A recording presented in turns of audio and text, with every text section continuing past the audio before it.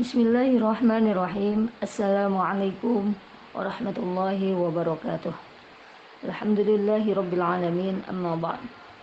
Kawan-kawan semua yang dirahmati oleh Allah Subhanahu wa taala, mudah-mudahan kawan-kawan semua Allah senantiasa berikan kesehatan, umur panjang dalam ketaatan kepada Allah. Allah karuniakan rezekinya yang halal, yang banyak, yang berkah, yang berlimpah. Allah mudahkan segala urusannya. Allah berikan solusi dari setiap permasalahannya. Apapun yang kawan-kawan inginkan, yang kawan-kawan cita-citakan, mudah-mudahan Allah senantiasa kabulkan segala hajat, keinginan. Mau itu hajat yang kecil, yang besar, yang lebih besar lagi, semuanya. Hajat-hajat kawan-kawan, cita-cita kawan-kawan, segala keinginan, harapan, mudah-mudahan Allah senantiasa kabulkan. Baik, hari ini sesuai dengan permintaan kawan-kawan ya, ada sebagian yang komen, yang japri ke saya, bagaimana sih sesungguhnya perjalanan kehidupan saya. Ya, kalau dimaterikan itu secara teori. Nah, prakteknya seperti apa? Mungkin hari ini saya ingin memberikan judul yang tepatnya sih adalah keberanian dalam berdoa yang besar atau bermimpi yang besar itu akan mempengaruhi kualitas ibadah kita. Jadi judul hari ini adalah keberanian dalam berdoa yang besar atau keberanian dalam bermimpi yang besar itu akan mempengaruhi kualitas ibadah kita. Kawan-kawan yang dirahmati oleh Allah Subhanahu wa taala, saya mengajak kawan-kawan semua, karena kemarin juga saya sudah memberikan cuplikan demi cuplikan dari buku ensiklopedia Leadership Management Muhammad karya Dr. Muhammad Syafi'i Antonio tentang bagaimana sesungguhnya Rasulullah Shallallahu Alaihi Wasallam dalam menjalani kehidupannya.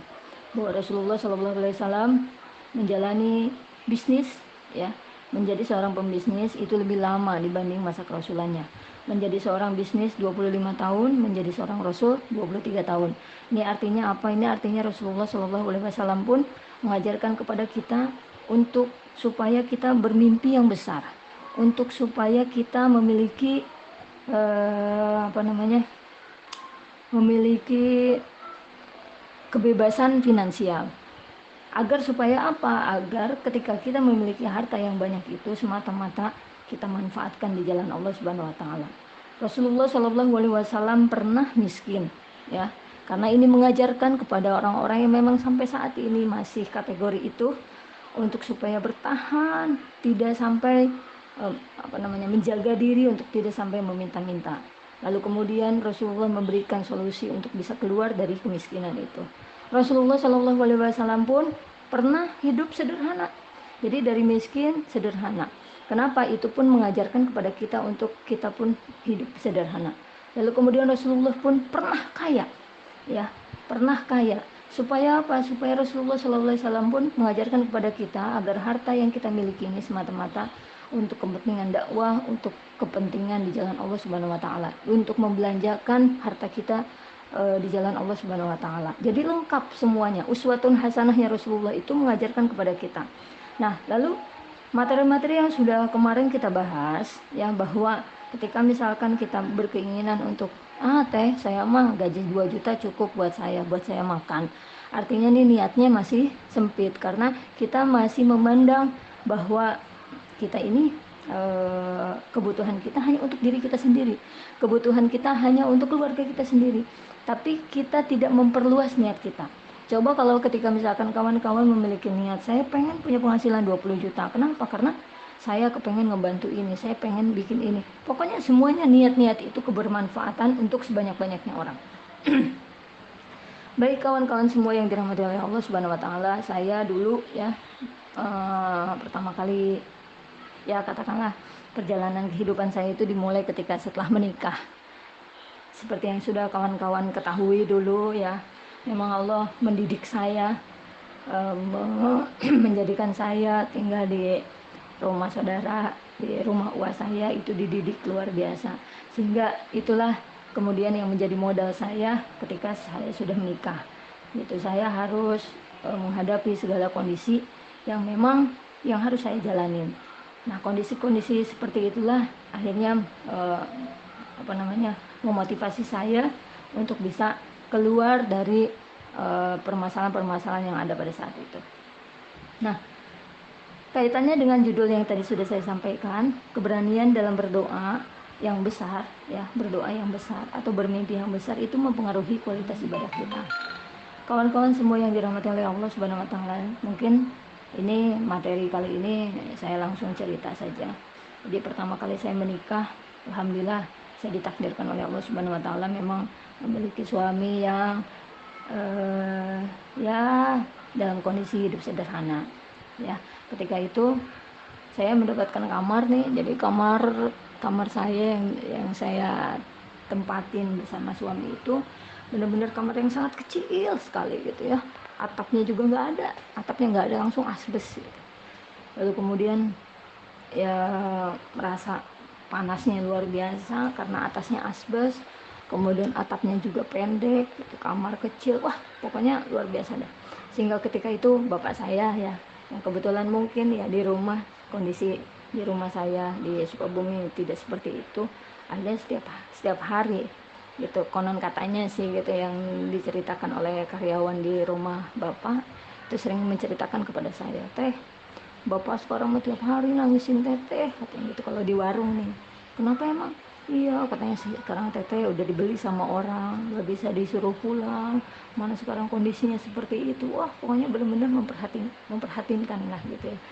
Lalu lihat lagi kondisi kamar mandi waktu itu sampai ya masih beralaskan tanah ya. Jadi ketika misalkan saya mandi itu harus kecipratan lagi kotorannya.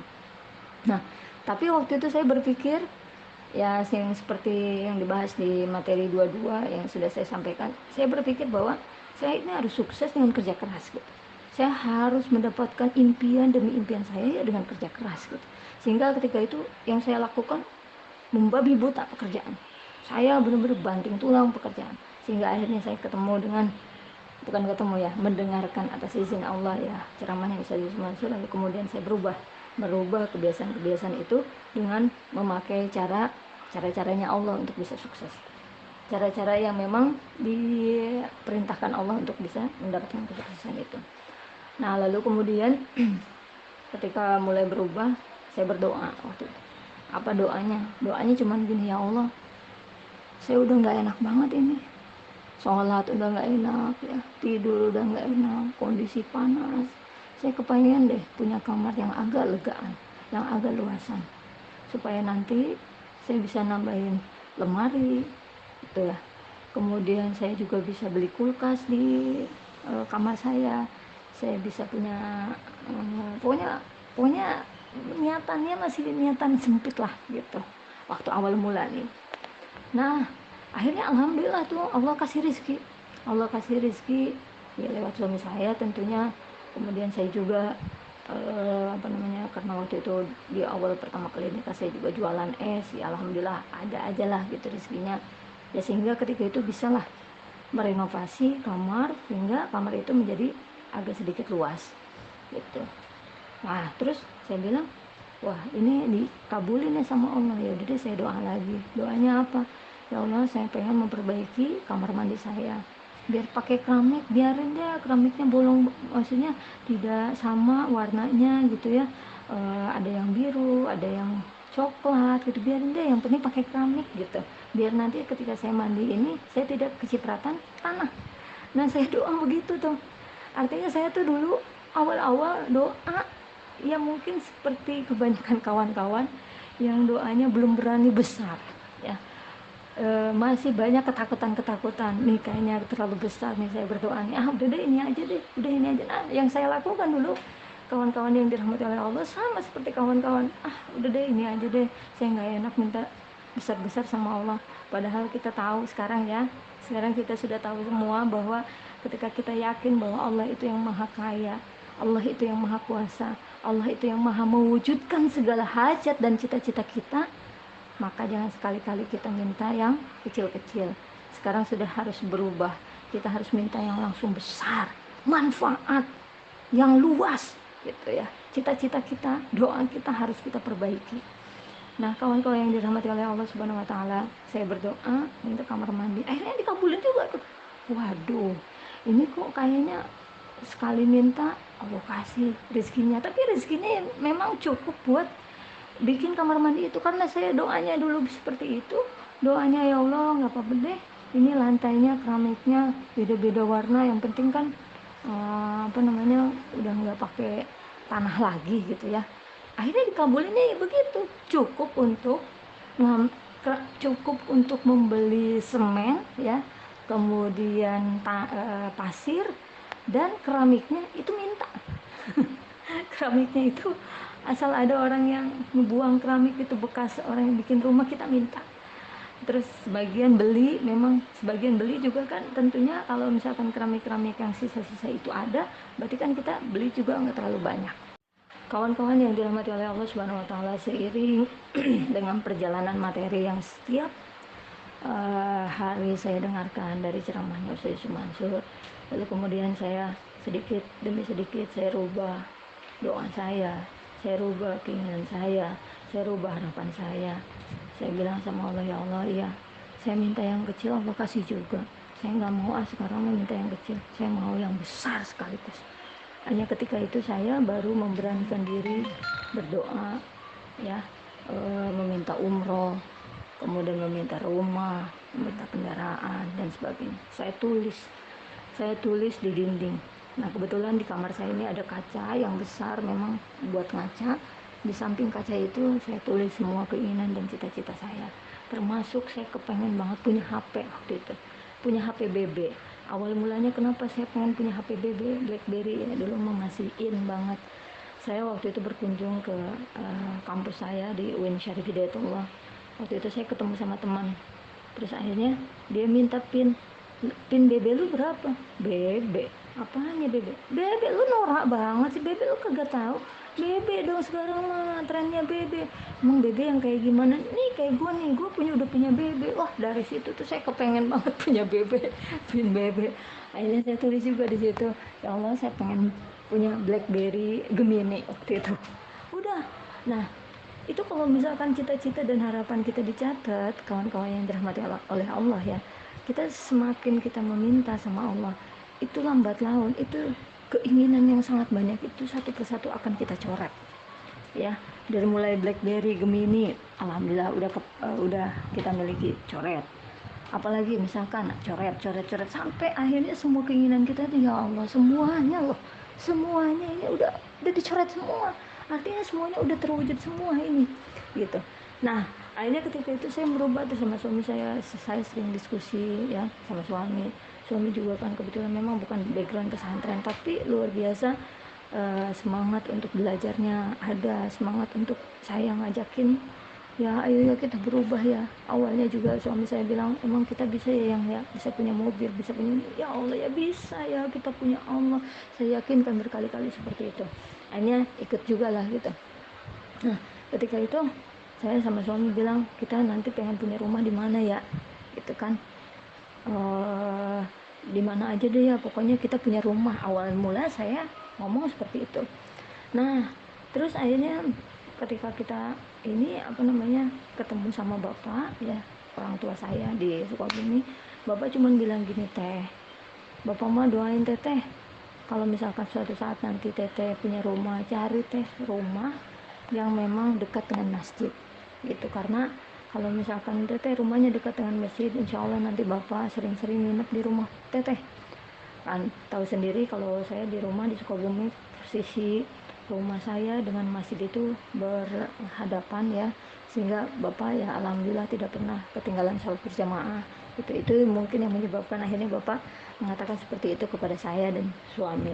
Nah, paslah kita nih, kita lihat di depan masjid ya, jadi dari rumah itu sekitar 100 meter lah dari rumah tinggal mertua ke kebun yang kosong itu, kemudian di depan kebun kosongnya itu ada masjid. Nah, disitulah paslah akhirnya kita minta sama Allah untuk bisa bikin rumah di situ. Kita bilang sama Allah, ya Allah di sini aja deh, saya punya rumahnya di sini aja deh.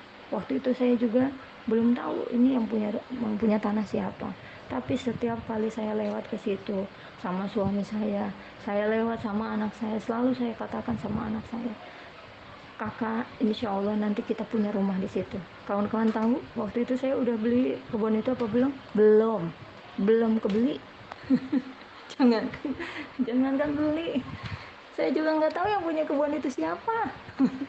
Pokoknya tapi kita yakin, benar-benar kita bilang sama Allah seperti itu, ya Allah di sini aja saya pengen punya kebun, di sini aja ya Allah saya nanti pengen punya rumah. Akhirnya ketika itu karena suami juga ya hobi ngegambar, desain rumah gitu, kita bikin tuh desain rumah sesuai dengan tanah yang kita pengenin. Bikin rumah itu sampai ngedesain itu berpuluh-puluh kali ya, desain ini salah, oh ini kurang nih, yang ini kurang, tapi semuanya kita membuat rumah itu semuanya memang sudah kita desain untuk sebanyak-banyaknya manfaat untuk orang lain. Kawan-kawan kalau misalkan ke rumah saya itu pasti kawan-kawan tahu ya, rumah saya ini waktu pertama kali rumah ya belum ada smart home Quran, gedung 3 lantai belum ada, itu baru rumah saja. Itu kamarnya ada 5, dan hampir semuanya tidak ada kamar yang besar, semuanya kamar kecil. Ya memang kita desainnya memang diperuntukkan untuk anak-anak.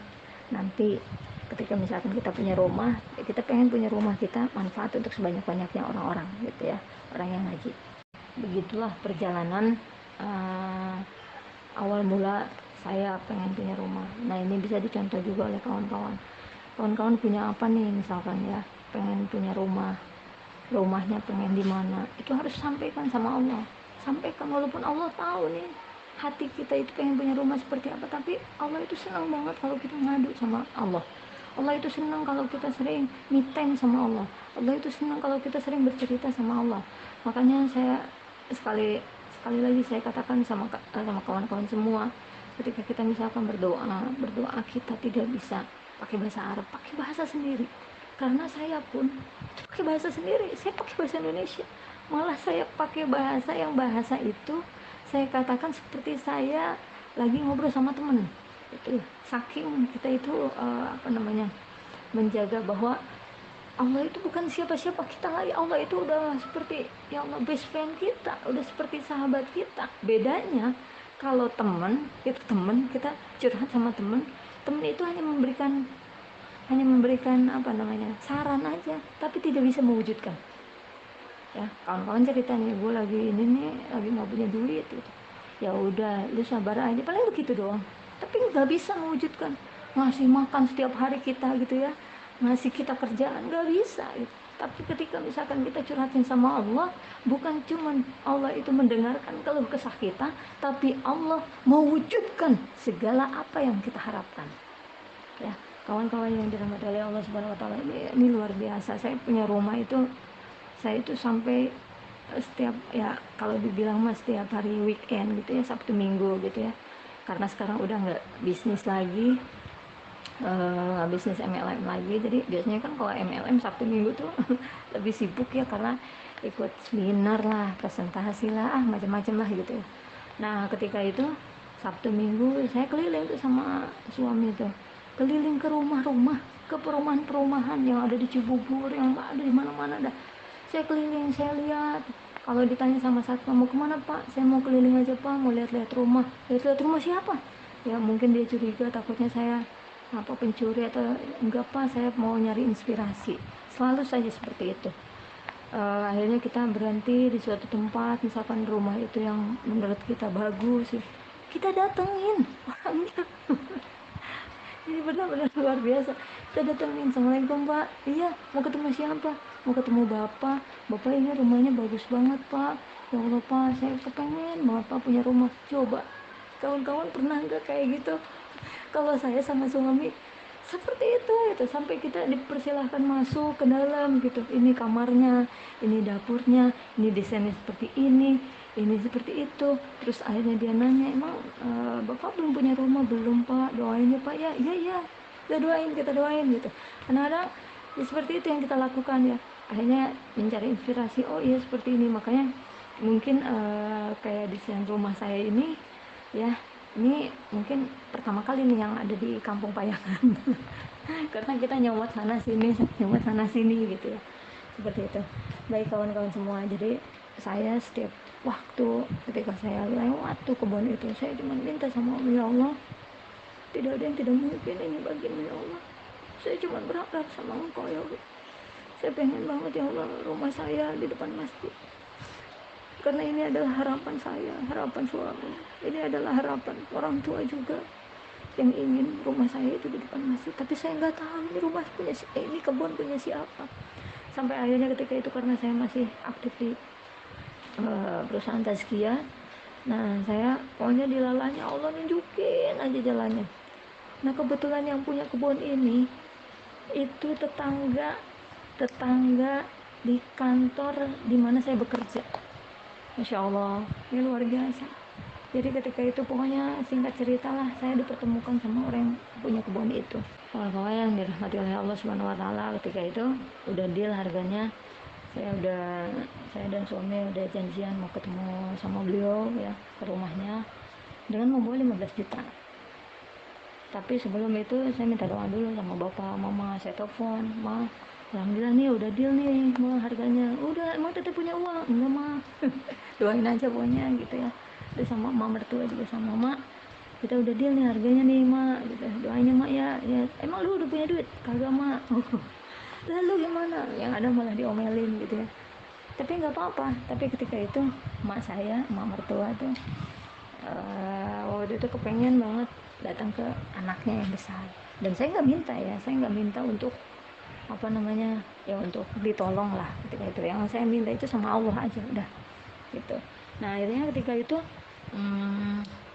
apa namanya emak saya ke rumah anaknya yang pertama, Bang Haji Oji, terus mungkin ngobrol-ngobrol lah gitu ya, ngobrol-ngobrol. Intinya seperti ini, gua heran sama si Cepi, dia udah deal harga loh Ji, tapi dia kagak punya duit. Lah gimana ceritanya itu mak?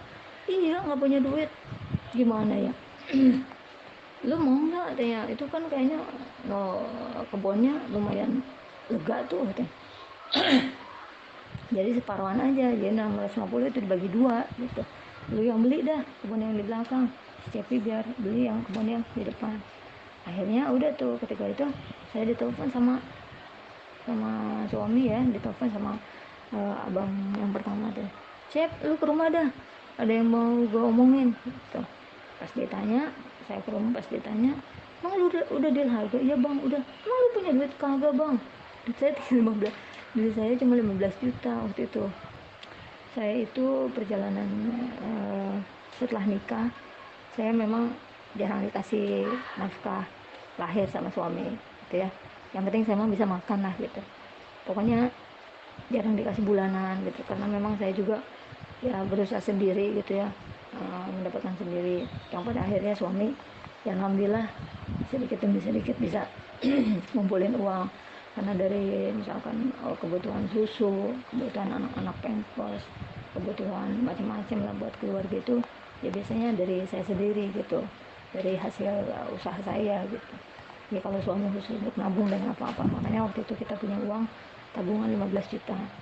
Nah akhirnya ketika itu kata abang saya, udah dicek gini aja, itu kalau gue mah masalah kebun memang apa namanya faknya dia lah gitu, dia sering investasi, memang investasi kebun gitu. Udah kebun belakang gue beli, lu yang depan. Iya bang nggak apa-apa. Terus lu ada duitnya? Nggak ada. Ya udah kalau kayak gitu pakai duit gua dulu. Jadi kawan-kawan yang dirahmati oleh Allah, ini caranya Allah juga nih ya. Walaupun sekilas wah ini ditolong manusia, ini betul ditolong manusia, tapi kan kita mintanya sama Allah. Coba deh sekarang kalau kita misalkan lagi kepepet ya, minta tolong sama manusia, minta tolong sama teman, kita minjem duit gitu ya. Kalau kita nggak minta dulu sama Allah, ya nanti entahlah misalkan teman kita juga sama-sama nggak punya duit lah. Kalaupun misalkan punya duit juga nggak mau minjem lah, nggak mau minjemin lah. Pokoknya kalau misalkan kita nggak ngomong dulu sama Allah nih, pasti nih ada kesulitan. Kalaupun misalkan ada kemudahan, ya itu berarti hokinya gitu. Nah yang saya lakukan itu saya mintanya sama Allah. Ya udah akhirnya kata abang saya, udah lu pakai duit gua dulu, nanti lu nyicil sama gua. Tapi gua nggak mau ya harganya tetap segitu, karena apa namanya ini kita bagi hasil jatuhnya. Akhirnya saya deal harga sama abang itu jatuhnya jadi 300.000 per meter gitu. Nah kawan-kawan yang dirahmati oleh Allah, ya sudah akhirnya saya bisa membeli kebun itu dengan saya menyicil selama tahun 2 tahun kayaknya mah ya. Pokoknya kalau misalkan ada uang ya kita bayar. Nah, lalu bagaimana ketika pertama kali saya itu bisa membangun rumah. Rumah itu dari mana sih duitnya? Ada yang nanya juga dari mana ini duitnya gitu ya. Kok bisa sampai sampai bisa buat rumah itu dengan tanpa minjem-minjem ke bank, tanpa minjem-minjem ke yang lain. Jadi karena saya tahu bahwa kemampuan saya terbatas, saya tahu saya juga akses untuk bisa membangun rumah itu juga terbatas. Saya tidak punya apa-apa gitu ya. Karena itulah akhirnya saya cuman hanya menjadikan Allah satu-satunya penolong saya dan suami. Nah, yang saya lakukan adalah saya memperbaiki ibadah saya. Jadi kalau misalkan kawan-kawan saat ini di SWTD ini hanya sholawat, hanya membaca surat Al-Waqi'ah, hanya melakukan sholat tahajud, hanya melakukan sholat duha, saya menambahkan semua amalan-amalan yang ada, apapun itu, sholat qobliyahnya, ba'diyahnya. Saya cuman satu, saya ingin ditilai sama Allah, saya ingin diperhatikan sama Allah. Kalau nanti saya diperhatikan sama Allah, kalau saya nanti dinilai sama Allah, saya ini baik, layak ditolong, maka insya Allah itu pertolongan akan datang ya. Akhirnya apa yang saya lakukan, saya memaksimalkan ikhtiar iman maksimal saya. Jadi ikhtiar iman maksimal itu adalah ketika kepercayaan kita, keyakinan kita tinggi sama Allah ya, all out sama Allah, tapi kita pun menyempurnakan ikhtiar kita dengan sekuat tenaga kita. Saya waktu itu sebagai marketing buku ya, saya pokoknya apa yang saya lakukan ya Allah itu benar-benar terus menerus ya. Saya mencari orderan sambil saya pun mencari cara bagaimana saya bisa mendapatkan tambahan penghasilan. Di samping suami juga sama seperti itu ya, nyari-nyari cara gitu, gimana caranya supaya mendapatkan penghasilan, dan Allah kasih jalannya aja. Pokoknya kalau kawan-kawan saat ini berpikir ya gimana teh, saya mau bisnis apa, saya bingung, saya ini nggak bisa, itu nggak bisa, ya Allah udah, dan mintanya sama Allah. Nanti Allah yang ngasih jalannya, Allah yang nuntunin kita jalannya. Benar, percaya itu. Allah yang nuntunin kita jalannya. Sama seperti itu. Saya akhirnya karena saya sering ketemu sama customer ya. Saya pernah waktu itu ketemu sama customer, terus dari situ hubungan kita baik ya. Ya ternyata dia ini adalah seorang pengusaha. Dari situ karena dia seorang pengusaha, akhirnya ada channel-channel tambahan pekerjaan yang bisa saya lakukan. Saya waktu itu menyambi di Menaker Trans. Jadi saya survei ke beberapa perusahaan. Saya dikasih upah untuk survei satu perusahaan itu 50.000 sampai 100.000 untuk sekali per kali datang gitu. Nah, waktu itu saya mengambil job itu sampai 200 perusahaan yang saya ambil dalam kurun beberapa bulan lah gitu untuk survei. Jadi di survei itu perusahaan itu, misalkan perusahaan menengah ke bawah, menengah ke atas, perusahaan ke atas, itu saya survei semua tuh. Nah, saya dikasih upah itu 50.000 sampai 100.000 per sekali datang ke perusahaan itu. Itu saya nyari tambahan penghasilan juga. Kemudian saya juga waktu itu ya, di samping saya menjual buku-buku ensiklopedi, saya juga waktu itu nyari tambahan menjadi sales stand ya, stand. Jadi waktu itu kan lagi ada acara di Jambi Expo ya, namanya Jambi Expo. Nah itu kan karena di Jambi Expo itu ada stand-stand yang harus dijual. Nah saya jualan stand tuh. Nah harga standnya itu sekitar 40 juta sampai 50 juta harga satu standnya ya. Lalu kemudian saya jual ke beberapa perusahaan, yaitu waktu itu fee-nya komisinya sekitar 10 sampai 15% per satu stand. Nah saya waktu itu sampai nembus ke Kementerian Malaysia, terus ke kementerian yang ada di Indonesia gitu ya. Saya juga nembus ke situ gitu, dan alhamdulillah di situ juga banyak. Waktu itu saya juga dapat beberapa stand lah gitu. Malaysia aja waktu itu ngambil 3 stand ke saya. 3 stand berarti kan berapa? Kalau 150 juta.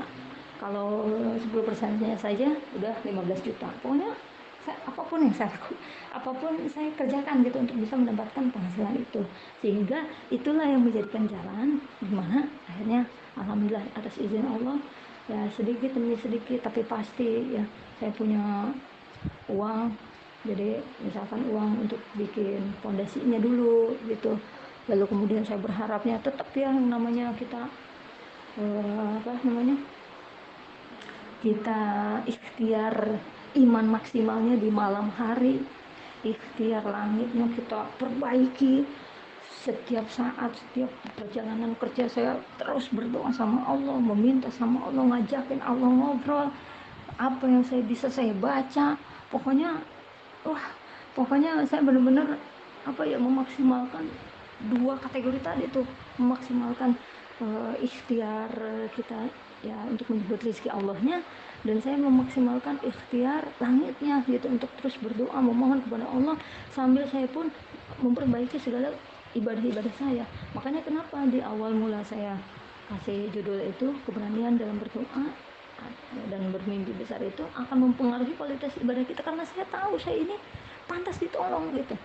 Jadi kalau misalkan saya analogikan ya ibu-ibu, kawan-kawan, ibu-ibu di sini nggak mau disebut ibu-ibu semua ya, karena masih banyak yang muda, makanya saya pakai bahasanya kawan-kawan biar bisa saya menyeluruh, semuanya bisa terjamah lah gitu. Nah, kawan-kawan semua yang dirahmati oleh Allah Subhanahu Wa Taala.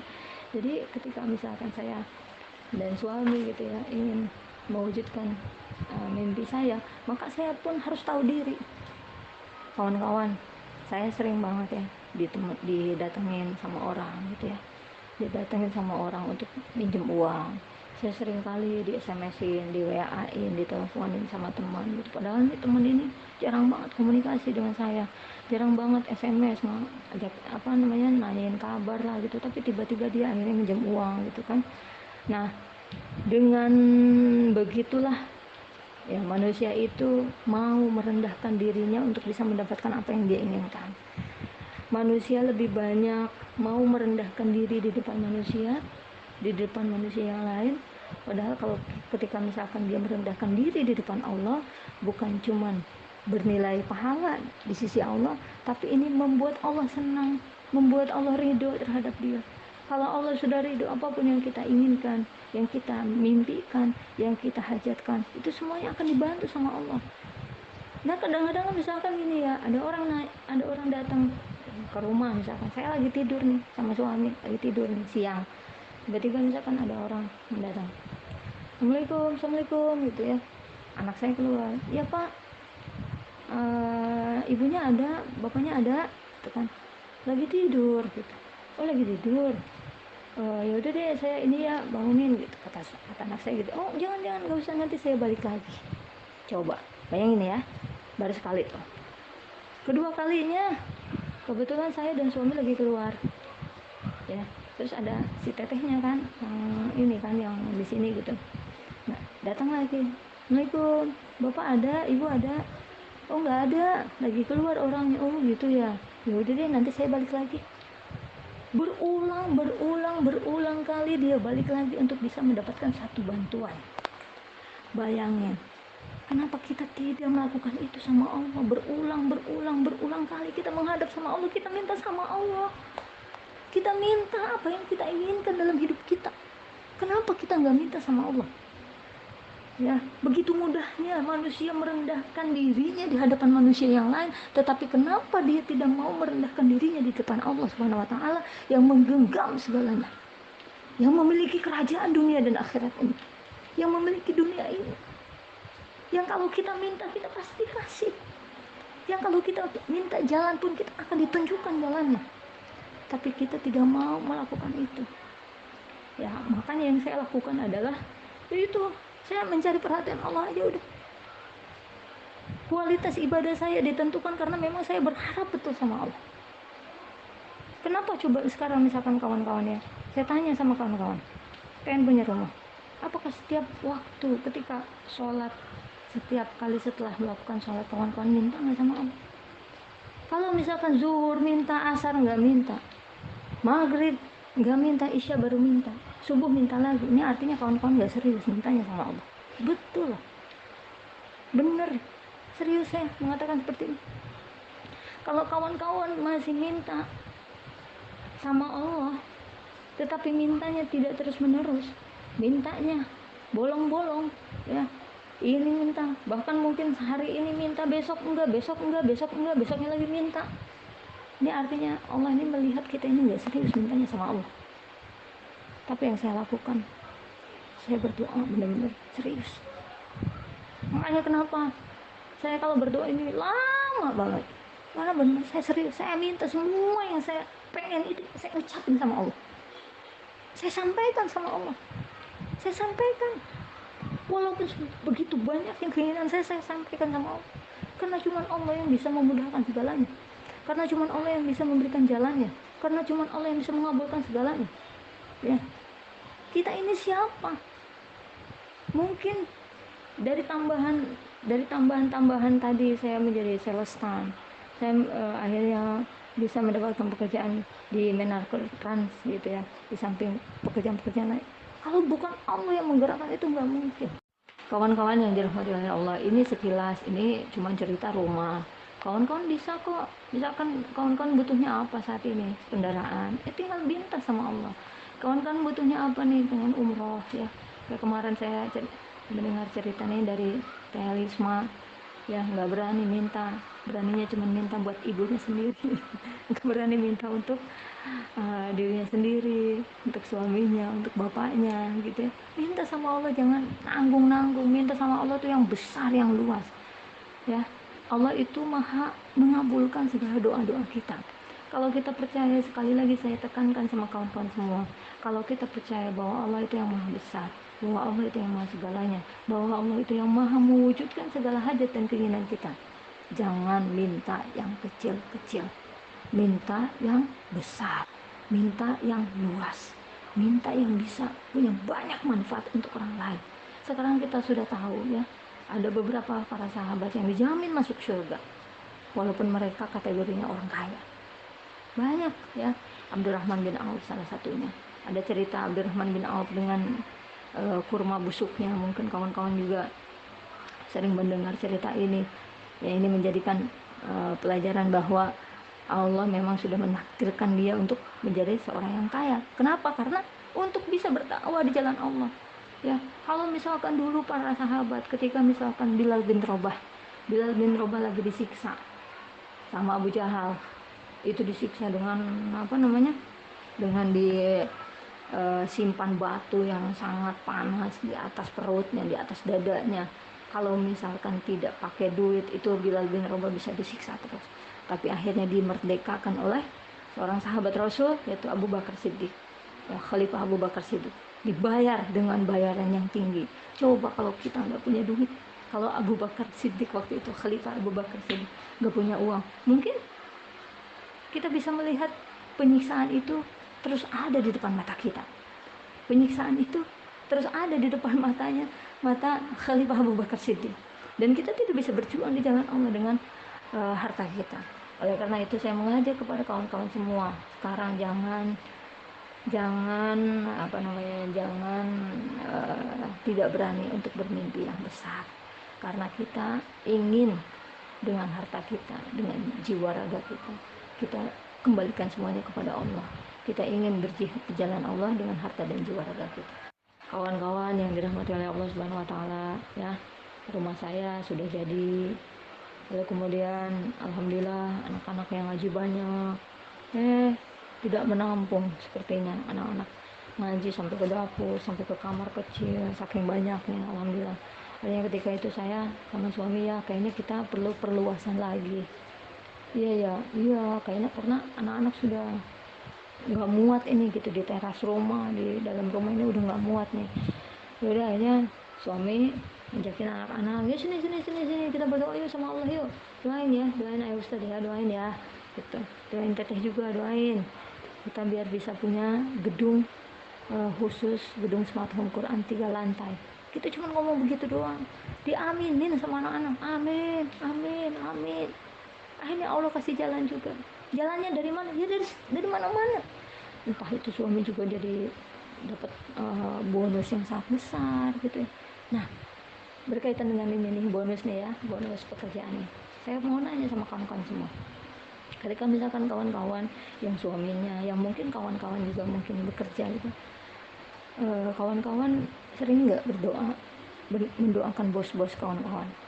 Nah ini kadang-kadang yang suka salah nih, kita sering kali egois mendoakan diri kita sendiri. Bener, ya Allah kasih saya rezeki yang banyak, ya Allah kasih rezeki saya yang banyak, tapi kita jarang banget mendoakan perusahaan di mana suami kita bekerja, kita jarang mendoakan perusahaan di mana kita bekerja, kita jarang mendoakan bos-bos kita. Coba sekarang kita rubah, kalau misalkan nih perusahaan kita bangkrut, perusahaan di mana kita bekerja bangkrut, kira-kira kita bisa kerja atau enggak? Oleh karena itu nih, ini penting banget nih mendoakan bos-bos nih.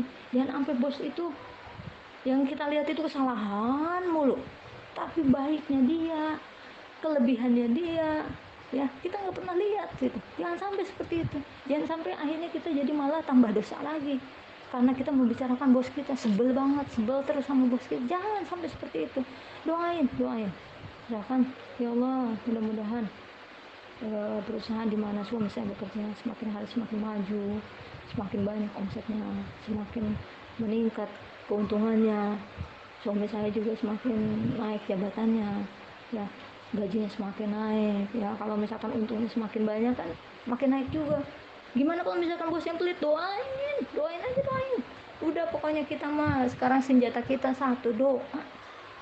Kalau misalkan kita nih bersikeras, kita pengen menjadikan orang lain sesuai dengan keinginan kita, sampai kapanpun kita akan lelah dan capek. Betul, bos kita pelit, sebel banget sama bos, akhirnya kita mencaci maki bos kita, padahal kita masih bekerja di perusahaan di mana bos kita yang miliki. Jadi istilahnya kalau kata bahasa Sunda mah apa ya, di dimuntahin tapi dilebok, naon sih pokoknya bahasanya ya gitulah. Jadi kita mencaci tapi kita masih menikmati gitu, jangan sampai seperti itu. Nah kita doain tuh.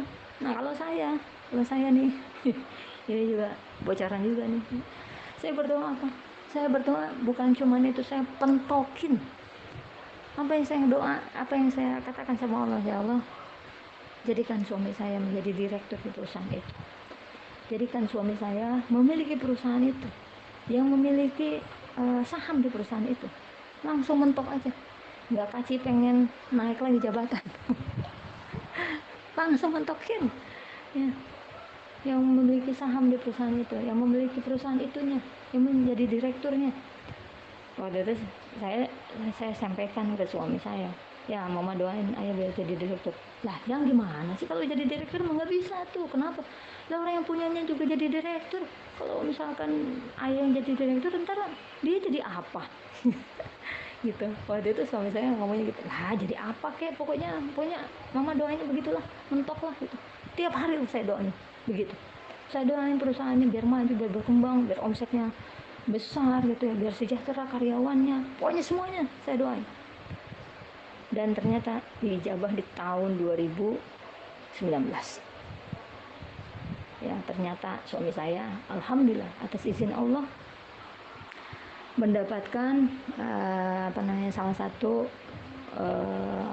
korban, bukan korban ya, salah satu orang yang harus dikeluarkan dari perusahaan. Kira-kira nih jawabannya, Allah ngabulin doa nggak nih? Saya kan mintanya jadi direktur, saya mintanya suami saya jadi pemegang saham, kok jadi dikeluarin? Iya, jadi waktu itu ada kabar ya, desas-desusnya kan udah ada kan, bahwa suami saya kena dampak perampingan di perusahaan gitu. Perusahaan ini harus mengeluarkan orang-orang ya, apalagi orang-orang, padahal suami saya waktu itu bekerja sudah hampir 15 tahun, sudah loyalitasnya sudah tinggi, sudah tidak bisa diragukan lagi gitu ya, 15 tahun. Tapi kenapa waktu itu mendapatkan perampingan ya? Tapi lagi-lagi ketika misalkan saya melihat ini nggak mungkin ya Allah nih nggak ngabulin doa saya, ini pasti nih ada hikmah di balik ini. Udah tetap sabar, tetap kalem aja, tetap gitu, walaupun waktu itu perasaannya tahu sendiri kawan-kawan. Coba gimana perasaannya coba kalau begitu ya, kita udah punya suami yang sudah, ya misalkan sudah merintis dari nol ya, karena suami saya juga bekerja di perusahaan itu yang memang dari karyawannya masih 3 orang gitu. Waktu itu makanya gaji suami saya masih 1 juta ya, sampai akhirnya ya dipromosikan jabatan terus, naik terus, akhirnya posisi terakhir itu sebagai manajer pabrik gitu ya. Nah, gimana perasaan istri saat itu? Pasti kan merasa ketakutan, ya pasti ada lah, manusiawi awal mula. Tapi saya tetap sabar, dan saya cuman berdoa sama Allah, ini Allah nggak mungkin nih, ini Allah iseng nih, Allah cuman iseng doang nih, ini nggak mungkin nih, Allah memberikan keadaan seperti ini nih sama saya nih, nggak mungkin nih ya. Waktu itu tahun 2019 juga saya sudah memutuskan untuk berhenti bekerja juga. Wah, ini nggak mungkin nih, saya udah perasaan ya udah campur aduk lah. Masa iya suami nggak kerja, saya nggak kerja? Masa iya saya harus kembali lagi untuk bekerja? Lalu bagaimana dengan kelas-kelas yang ada yang saya buka dari subuh sampai malam, kelas PAUD, kelas dinia, ini gimana kalau saya bekerja lagi? Pokoknya pikiran-pikiran jelek pasti ada lah, manusiawi itu. Tapi saya langsung istighfar, ya Allah, ini nggak mungkin nih. Saya tetap harus berhusnuzon sama Allah bahwa ini pasti yang terbaik dan ini pasti ada hikmahnya. Nah, 1 minggu setelah diumumkan seperti itu, akhirnya suami dipanggil lagi. Dan alhamdulillah ternyata suami diberikan pesangon yang Masya Allah, saya tidak bisa bayangkan kalau saya harus nabung ya, itu berapa lama saya harus menabung untuk bisa mendapatkan pesangon sebegitu besarnya. Akhirnya kami ya dengan syukur alhamdulillah mendapatkan pesangon itu, dan saya terus mengejar lagi sama Allah, kejar, berdoa lagi, ya Allah, memang sekarang kami punya uang, tapi kalau misalkan terus meneruskan uang ini pasti habis gitu untuk keperluan sehari-hari dan sebagainya, ini pasti habis. Ya Allah, berikanlah yang terbaik, ya berikanlah yang terbaik.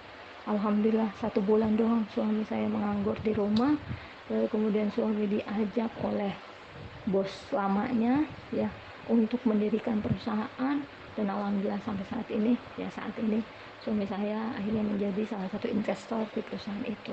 Kira-kira dikabulkan kan doanya saya? Alhamdulillah itu dikabulkan. Dan alhamdulillahnya lagi, saat ini pabriknya suami itu hanya berjarak 5 menit saja dari rumah. Artinya kalau dulu ya makan siang, istirahat siang pasti dilakukan di kantor ya, sekarang istirahat, pulang ke rumah, makan di rumah, bisa tidur sebentar di rumah. Artinya ini Allah memberikan yang terbaik untuk kami semua. Jadi Allah kabulkan, akhirnya kami punya perusahaan, walaupun sama posisi jabatannya manajer juga di perusahaan itu, tapi paling tidak kami memiliki saham di situ yang alhamdulillah setiap bulannya kami pun mendapatkan bagi hasil dari keuntungan perusahaan. Nah, itulah kawan-kawan semua, ini sebagian cerita kecil saya. Ini yang saya ceritain adalah yang besar-besar doang sih ya. Sesungguhnya setiap hari alhamdulillah saya setiap hari mendapatkan miracle dari Allah, keajaiban dari Allah. Terkadang kita selalu saja memandang bahwa misalkan ketika kita tidak masak, tiba-tiba datang ada orang mengantar makanan, kita bilang ini hal yang biasa. Padahal kalau kita syukuri ini adalah suatu keajaiban, maka ketika kita bersyukur dengan hal-hal yang kecil, insya Allah nanti Allah akan melihat kita sudah pantas mendapatkan hal-hal yang besar. Ketika misalkan kawan-kawan datang ke warteg, tiba-tiba kenal, ada orang yang kenal dengan kita, tiba-tiba juga kita dibayarin ya, makanan yang kita sudah beli kita dibayarin, kita anggap ini biasa. Misalkan ketika kawan-kawan menganggap ini hal yang biasa, maka Allah pun melihat kita belum pantas untuk bisa mendapatkan hal-hal yang besar. Yuk syukuri apapun yang kecil, syukuri dulu, terima kasih dulu, banyakin terima kasih sama Allah, biar nanti ketika misalkan kita sudah terbiasa mengucapkan terima kasih sama Allah, bersyukur dengan apa-apa yang kecil, biar nanti Allah melihat bahwa kita sudah pantas mendapatkan hal-hal yang besar. Dan miracle yang terbesar buat kita semua adalah saat ini kawan-kawan semua SPTD, baik itu di part 1, 2, 3, 4 dan seterusnya, bahwa saat ini miracle terbesar kita adalah kita sudah kenal dan dekat dengan Allah, bahwa kita saat ini sudah menuju kepada Allah, bahwa saat ini kita sudah memperbaiki ibadah kita, bahwa saat ini kita sudah merasakan kenikmatan kita dekat dengan Allah, bahwa saat ini mungkin teman-teman sudah merasakan bagaimana ketika kawan-kawan berdoa dengan meneteskan air mata. Itu adalah miracle tak terhingga yang tidak bisa dibayar dengan apapun.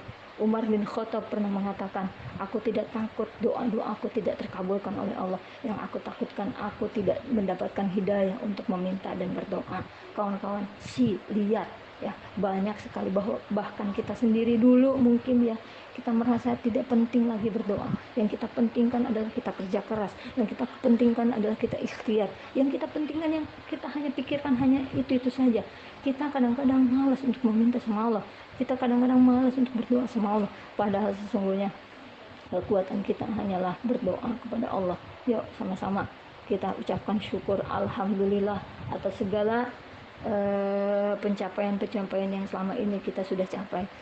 Dan syukur kita yang paling tinggi adalah kawan-kawan bisa sama-sama kenal, bisa sama-sama bersilaturahim dengan kawan-kawan yang lain di SWTD, dan yang paling penting adalah kawan-kawan bisa mendapatkan ya materi demi materi yang ada di SWTD ini, yang menyadarkan kawan-kawan bahwa selama ini kawan-kawan sudah sangat amat jauh dengan Allah Subhanahu wa Ta'ala.